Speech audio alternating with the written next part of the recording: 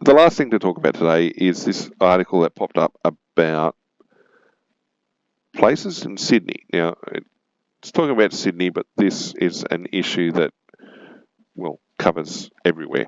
That talks about where there is a lack of social housing in Sydney and where there's well, I wouldn't say an oversupply. I think most people involved with social housing would say there is no such thing as an oversupply, but where there is a greater percentage of social housing uh, and not in other regions. Now, the idea here that's being put forward is that there'd be 5% of social housing in at least 5% social housing in pretty much most suburbs, and it's talking about higher amenity access. So again, we talk about access to higher quality services, um, better access to services. They're talking about inner city, wealthy North Shore and northern beaches further up the Central Coast. So places with money. Funny that they don't want social housing around them. That wouldn't be class-based issues now, would it?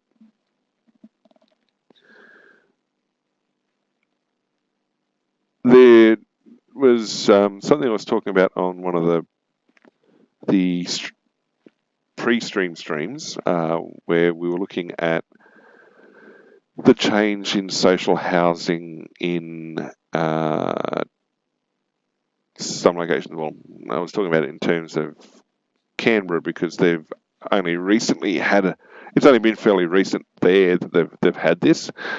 So going back 20 to 30 years, 20 years, the public housing, there were houses scattered through the suburbs, but there were also high density blocks of flats in closer to the city. Not that Canberra really has a city, that were a blight. People regarded them as an eyesore. They weren't very well maintained. It seemed like there was not much of an interest in keeping them up to modern standards. Obviously, there were a portion of people housed there who had significant societal and health issues, which didn't help them maintain their own living space. And then there were also apartment blocks along Northbourne Avenue as you went northwards out Belconnen towards Belconnen. Gungahlin didn't exist at the time.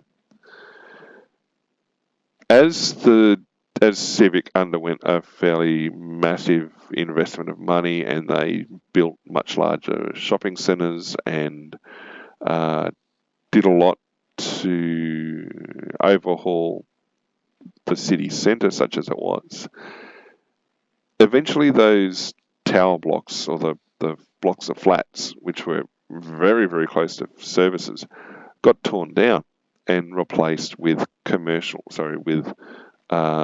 normal residential flats, apartments, high-end residential apartments because of proximity to services and everything demanded a higher price.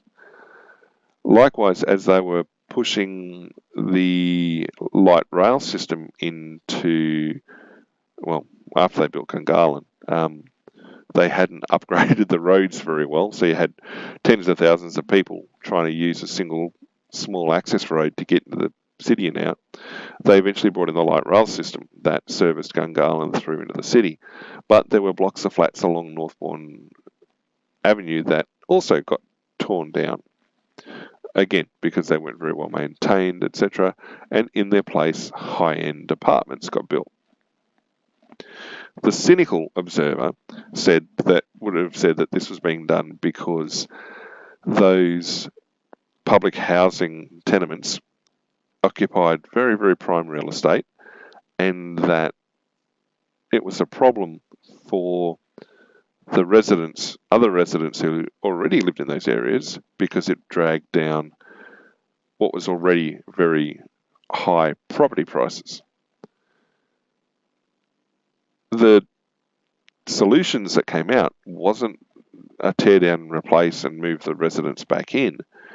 it was more to salt and pepper the social housing across the rest of the suburbs.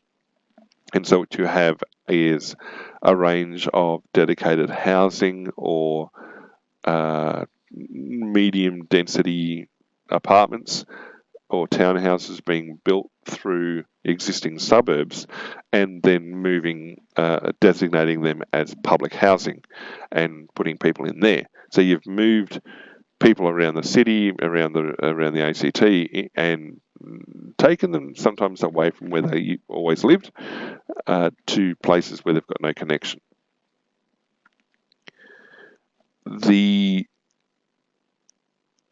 Given the wait list for public housing, people wouldn't have complained because otherwise you lose your house, you lose your accommodation. The other drawback, the benefit for people who used to live near the other previously torn down places is, their property values went up. Everybody else's property values have gone down because now you've got public housing scattered in the places that wasn't previously there.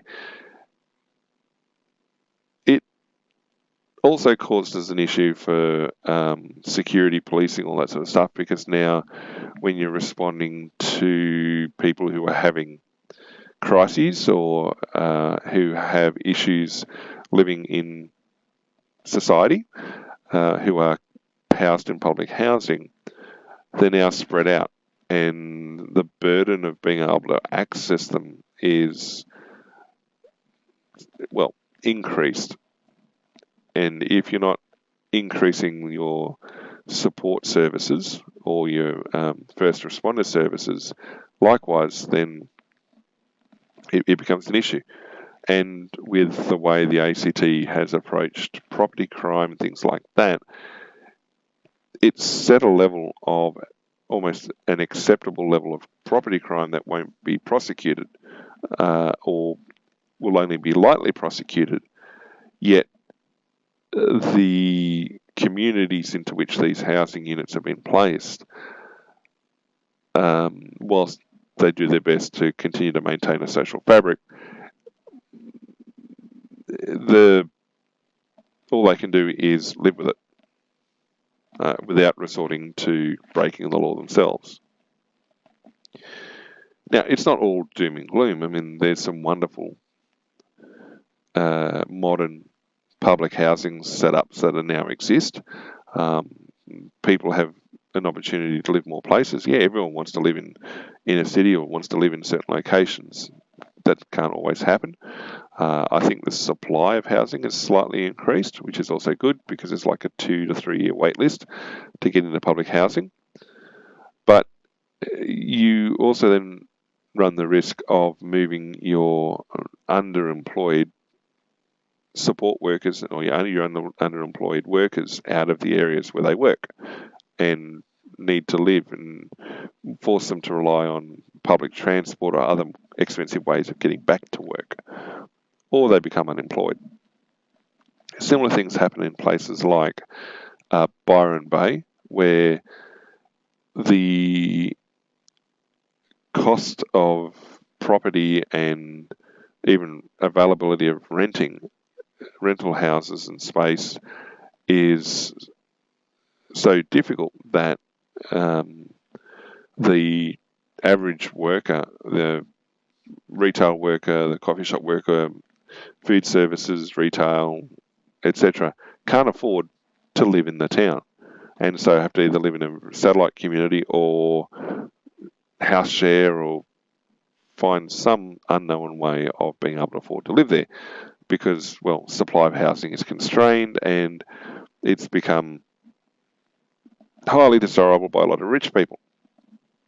Now, a lot of beach towns have a very similar problem where, especially if they're weekender destinations from big cities, people will move in with lots of money, buy up the desirable properties, force rents and house prices up and out of reach of the locals who don't work high-paying jobs and so can't afford to live where they work, are being forced out of places where they've always lived. Similar sort of problems. And so there needs to be like a lockdown, or needs to be an enforcement that affordable housing is made available in those regions. Similar problem here with public housing or social housing. They need to be in locations where you have access to healthcare, schools, public transport, jobs, that sort of thing. I've only been saying it the last couple of days. Well, I've been saying it longer than that. I've been saying it the last couple of days on stream. And it talks about how there's an oversupply, well, not an oversupply, a relatively high density of them further west you go. Again, not a surprise. Traditionally, they were the newest suburbs being built. Like I was saying the other day, you see your migrant populations, you see your populations of people who, lower income people tend to move in, but that people move to where they can afford to live eventually. And so these are the locations where people end up appearing. Funnily enough, on the map, you look at, okay, that's Sydney Harbour there. Quite clearly there are inner city suburbs, although Balmain used to be considered inner west. But you're talking about Bondi, I mean, Moore Park, Haymarket's inner city, Darling Point's inner city. Moving out. Doesn't look too bad on the map. I mean, based on how the article's talking about, I know there's all these lack of things. You'd expect there'd be a lot more suburbs showing like that.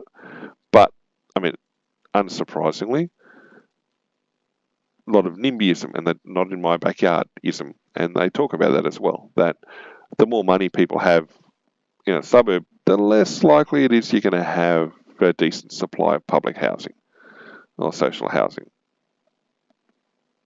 And there you go. Like when you've got more social housing in areas of low economic areas, socioeconomic areas, none and higher, you get systemic disadvantages, ghettoisation. And it's the sort of thing you want to stop because it doesn't just affect people of lower socioeconomic status. Well, it kind of does, and that includes immigrants who will often arrive and enter a lower socioeconomic level, at least to begin with, while they get established. And then sometimes they never get out of that path. And so, there's obviously people who are like, no, you're not building that in my suburb. And, well, everyone's going, well, at some point you do need to have it. Now, talk about Parramatta as being a success story where you've got urban high density, high amenity, and a fairly large number of social housing availability. But funnily enough, I see Parramatta as, they see it as Western Sydney. It's almost a second CBD if you've been to Sydney any time in the last few years. Obviously you've got the CBD proper, but there are suburbs now that have almost become cities of their own and have their own mini CBDs as well. North Sydney is one, Parramatta, down Parramatta Road, Liverpool to an extent, Bankstown is sort of getting there, but I think Parramatta's the big one. Penrith, has made the shift from largely rural. The arrival of the Olympics certainly helped push some locations along like that. But, and the issue, I guess, is fairness. You've got to be fair to the residents of social housing and their needs to, some of them do need to live in those regions to work there or live there. And so the infrastructure needs to be there to support them. The housing needs to be there to support them.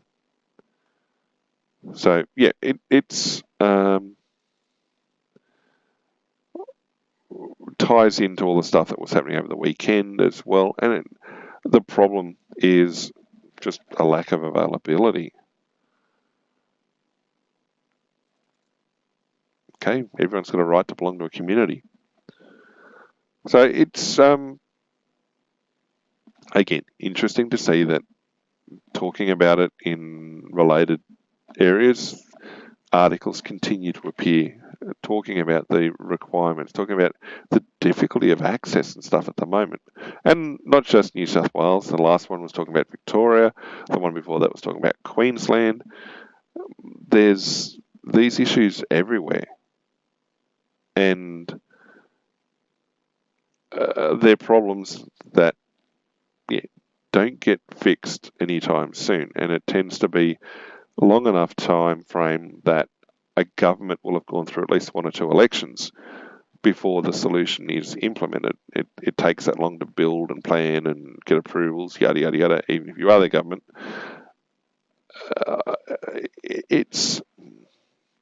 It doesn't end up as well when you're campaigning for re-election to say we're still working on a project that's causing disruption because it's under construction and won't be delivered for another 5 or 6 years. Very, very few long-term plans like that show up unless it's absolutely critical things get done. We'll see.